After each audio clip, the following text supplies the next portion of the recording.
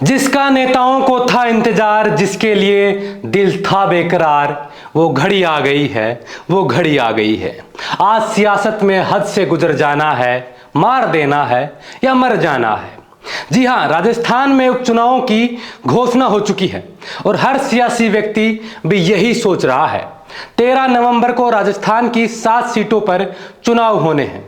हरियाणा विधानसभा चुनावों के नतीजों के बाद राजस्थान की राजनीति में सबसे ज्यादा असर कांग्रेस पार्टी में देखने को मिलेगा, जिसकी शुरुआत हरियाणा सीमा से सटे झुंझुनू जिले में शुरू हो गई है। यहां झुंझुनू विधानसभा के लिए उपचुनाव होने हैं। हम देखते हैं कि जैसे जैसे चुनाव नजदीक आते हैं तो कई समाज, कई दल अपने अपने नेताओं के लिए बैठ के महापंचायतें, सभाएं करवाती हैं। लेकिन इस बार मुस्लिम समाज ने भी बिगुल बजा दिया है। मुस्लिम समाज ने भी हाल ही में महापंचायत बुलाकर इन उपचुनावों के लिए अपने इरादों का खुल्लम खुला ऐलान कर दिया है। दरअसल अकलियत के लोग इस बार झुंझुनू सीट पर कांग्रेस से अपने समाज के लिए एक अदद टिकट की मांग कर रहे हैं। टिकट मांगने के लिए नहीं जाऊंगा। अब मेरी बिरादरी है 30 बिरादरी झुंझुनू की। उस 30 बिरादरी में से जो आदरणीय ओला साहब को अच्छा लगे, जो ओला साहब का भगत हो, ओला साहब का वेल विशर हो, ओला साहब का लाइजन का हो, ओला साहब का राइट हैंड हो, उसको ओला साहब टिकट दे दे। हम तन और मन और धन से उस कांग्रेस पार्टी के साथ हैं। झुंझुनू जिले की कांग्रेस पार्टी पर सदैव ही जाट नेता स्वर्गीय शीशराम ओला के परिवार का दबदबा रहा है। वर्ष 1980 से लेकर अब तक 11 चुनावों में ओला और उनके सुपुत्र बृजेंद्र ओला ने ही यहां के चुनावी दंगल में दांव आजमाए हैं। इनमें बड़े ओला 3 बार जीते और छोटे ओला ने जीत का चौका मारा। लेकिन ध्यान रहे, इस सफलता से पहले वे हार की तिगड़ी भी झेल चुके हैं। इस सीट पर उपचुनाव छोटे ओला के झुंझुनू के सांसद बन जाने के कारण हो रहा है। ओला पूरी शिद्दत के साथ अपने सुपुत्र अमित ओला को टिकट दिलाना चाहते हैं।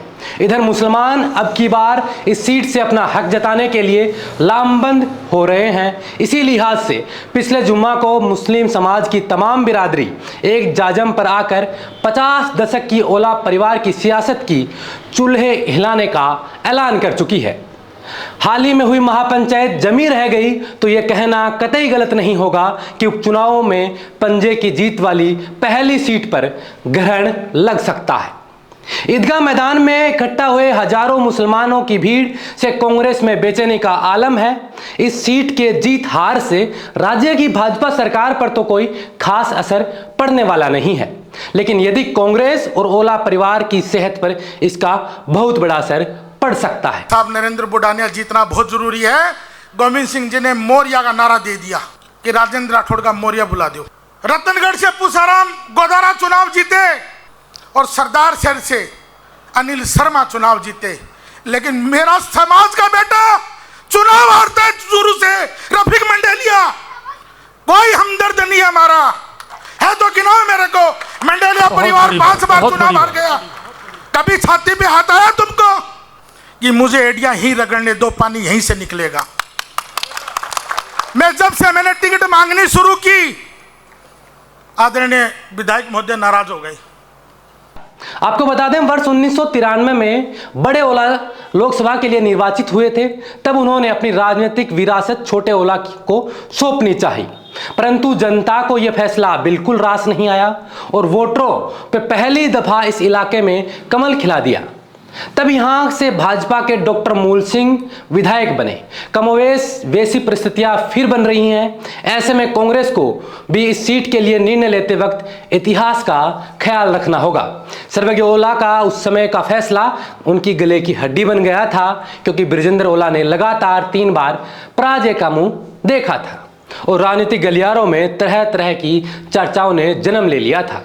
शीशराम ओला की चतुराई और उनकी कुशलता, उनके दिल्ली के रसूलों के चलते छोटे ओला जीत की पटरी पर आगे आ गए थे।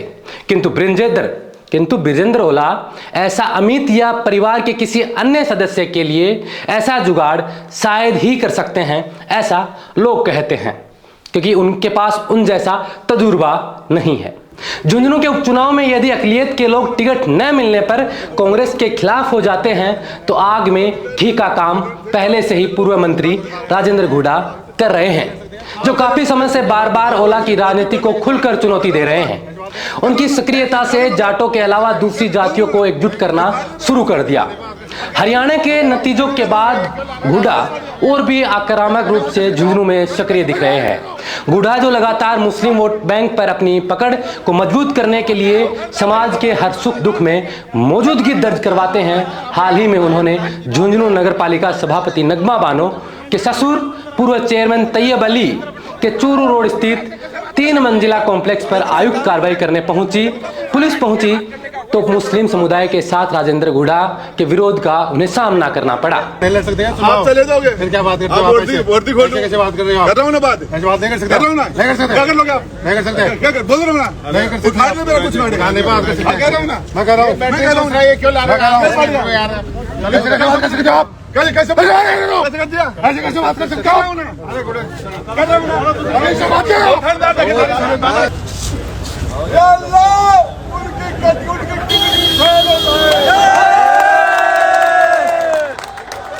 ये नगर परिषद में किसी ने भ्रष्टाचार किया है तो उसके कीड़े पड़ेंगे, कीड़े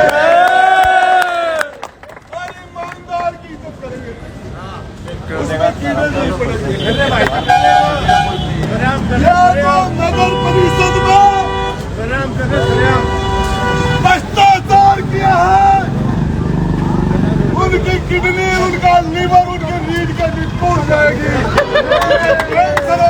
गुडा के जबरदस्त विरोध के बाद प्रशासन पुलिस को वापस लौटना पड़ा। विजेंद्र ओला के मुर्दाबाद के नारों के साथ पुलिस मुर्दाबाद, प्रशासन मुर्दाबाद के नारे लगाते हुए गुडा मुस्लिम समाज के जो वोट ओला परिवार को मिला करते थे उनमें सेंध मारने की कोशिश लगातार कर रहे हैं। गुडा SC ST मुस्लिम और राजपूत वोट बैंकों को साधने का प्रयास कर रहे हैं। मोटा मोटी रूप से देखें तो गुडा कांग्रेस को नुकसान ज्यादा कर रहे हैं। मुस्लिम समुदाय की महापंचायत के बाद मदरसा बोर्ड के अध्यक्ष MD चौबदार भी एक सशक्त दावेदार के रूप में उभरे हैं।